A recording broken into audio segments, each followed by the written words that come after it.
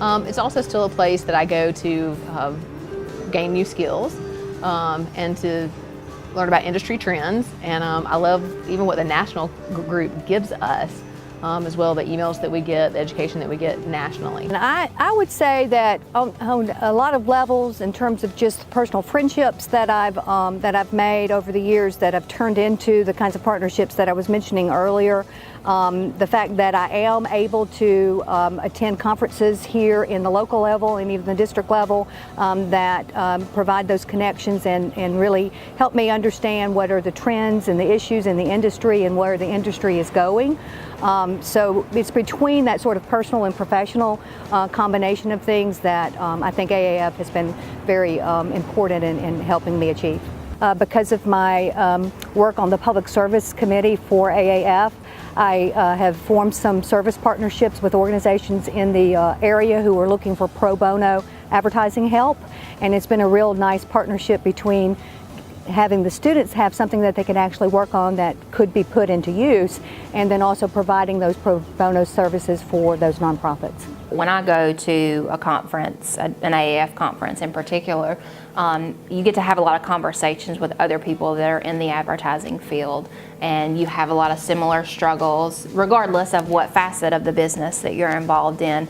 But when you come back to your real life and your real job after the conference, I always feel very refreshed and invigorated. I come away with a lot of ideas and different things that I think, well, they were trying it in this industry, let me see if I can apply that to what I'm doing. And so that's what's really fun about it to me. It's just that inspiration and that refreshing look that you can take at your work when you return.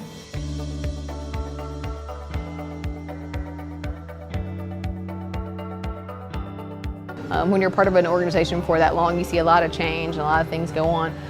The thing that's, I think, so wonderful about this organization is that this group likes to have a good time. They love to have fun. Not only do you learn a lot, you accomplish a lot, but you get to have a good time doing it. So whether you're at the local level, you get to have fun at events, and every fundraiser we have is fun. Every meeting we have, I feel like, is fun.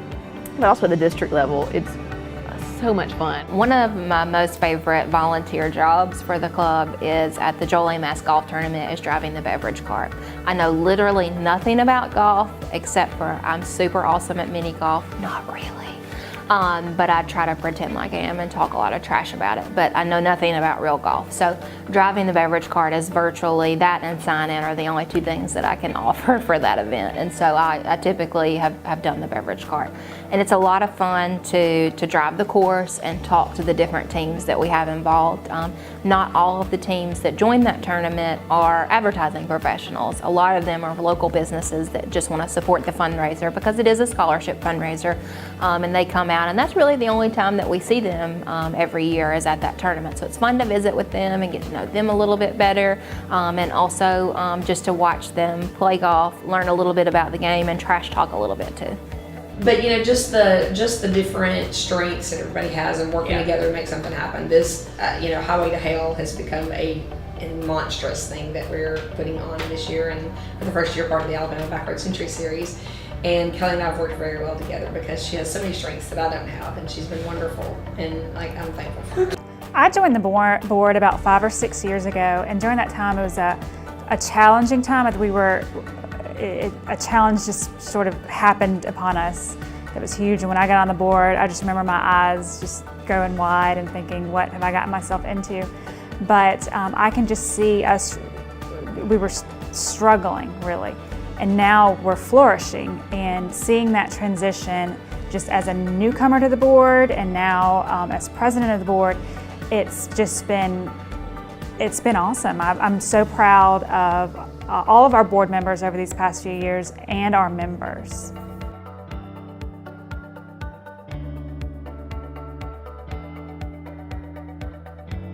And then the other thing I remember about public service is that the Chamber of Commerce came to us and said, we're losing retail dollars to Birmingham. Can you help us? And so out of that came the Shop Smart, Shop Tuscaloosa County campaign.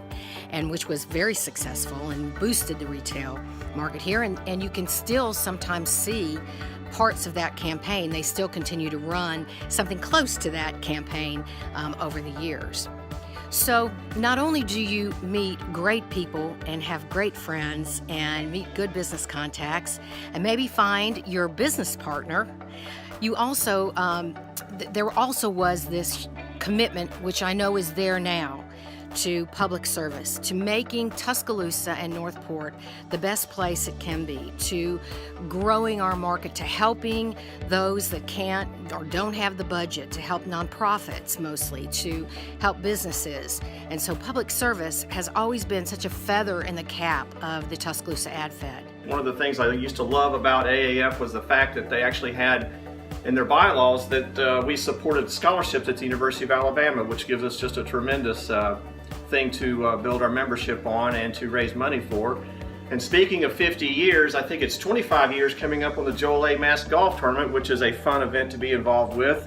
And I think you guys did the Highway to Hell for maybe the 4th or 5th year, and that's another thing I think that's coming along. I heard that you guys had a record-breaking year with the number of cyclists. When I was on the board for a long time, one of my personal sort of crusades has been diversifying the club. So we started a new program that's like a 3-year diversity membership grant. And we wanted to implement that over 5 or 6 years, and I kind of agreed that I'd be on the diversity committee or chair of the diversity committee to make sure it got carried out. And that has been very successful, and we've gotten a number of people in through the grant program, and then friends of theirs and colleagues of theirs have just joined, not even necessarily through the grant program. So we have a very vibrant and active committee. It created a diversity scholarship. It created some programs where we were working with high school students, with college students at Stillman. And that's one of the reasons that we have been recognized nationally in the Club Achievement Competition for our diversity efforts.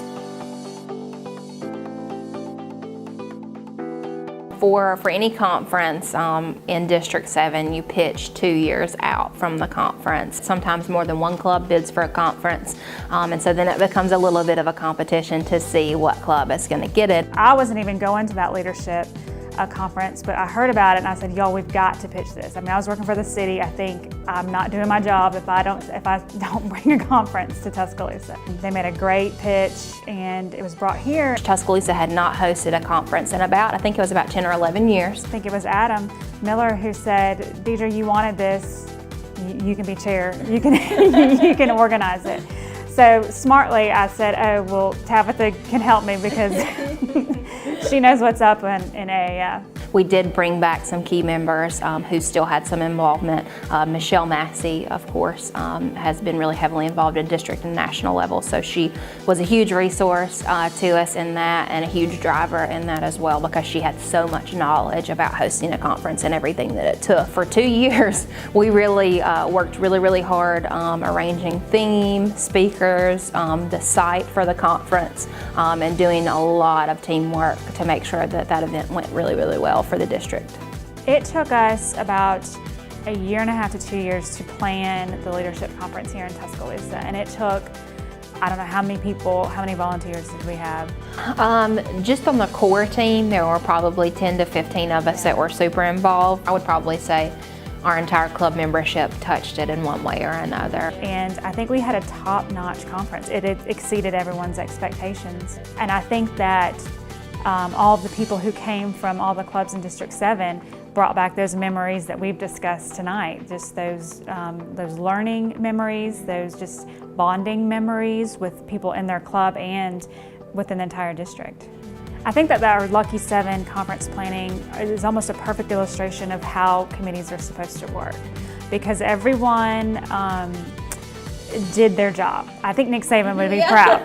Everyone was doing their job and that's why it worked like a well-oiled machine. It's one of my, I don't know, crowning achievements is the right word, but it is like one of my babies, I consider. And I'm proud of that little baby. Yes, I was at the Addies this year. I really enjoyed it. This year's event was special because we hosted it at the Drish House. It was a plated dinner, which we haven't always done over the years. It was really nice and it was intimate and cozy. So, you know, back in those days though, when we had the Addies, they were a pretty big deal, and so it was really nice to see this last. It was this last yes. Addies for the older members, kind of see it return to that kind of a little bit more formal glory, a little bit more of a main event. I love that we incorporated the national format on a local level this year. I think everybody enjoyed that, where you show the winners and break it up into 3 different reels, and then you interview the judges in between the reels, so it gives the people that have entered the Addies, they can see, you know, who judged their work, what they thought about their work, and I think that really goes a long way to extend the credibility of the competition. The judging weekend is no joke. It's very serious. It's a long process to get judges set up to travel for them to get in town to make sure that everything is done correctly when you're in the judging room and keeping up with scores, comments, things of that nature.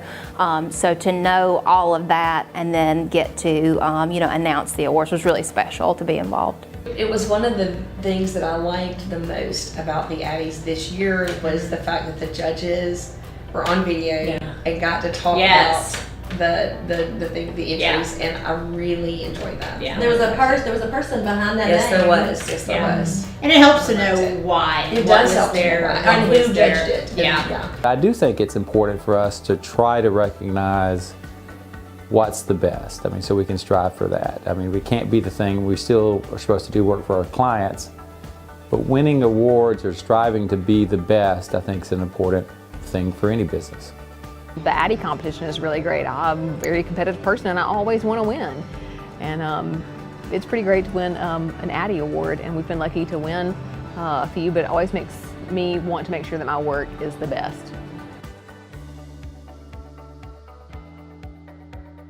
I'm a member of several clubs, and a lot of them I'm on the board of, and AAF is just so special and it's so unique. The bond that everyone has and just the different dynamics coming together to form this, I don't want to say perfect team, but a really awesome team is just, it's inspiring to see, and it does inspire me every day at work and at home when I face these challenges, interpersonal challenges, just to think back on AAF and think about we're all so different in what we do, in our personalities, and just in life in general, but we're all able to work together. And I really think that, as Tabitha said, how strong we are right now, probably the strongest we've ever been. Looking forward and just seeing where we're headed is amazing.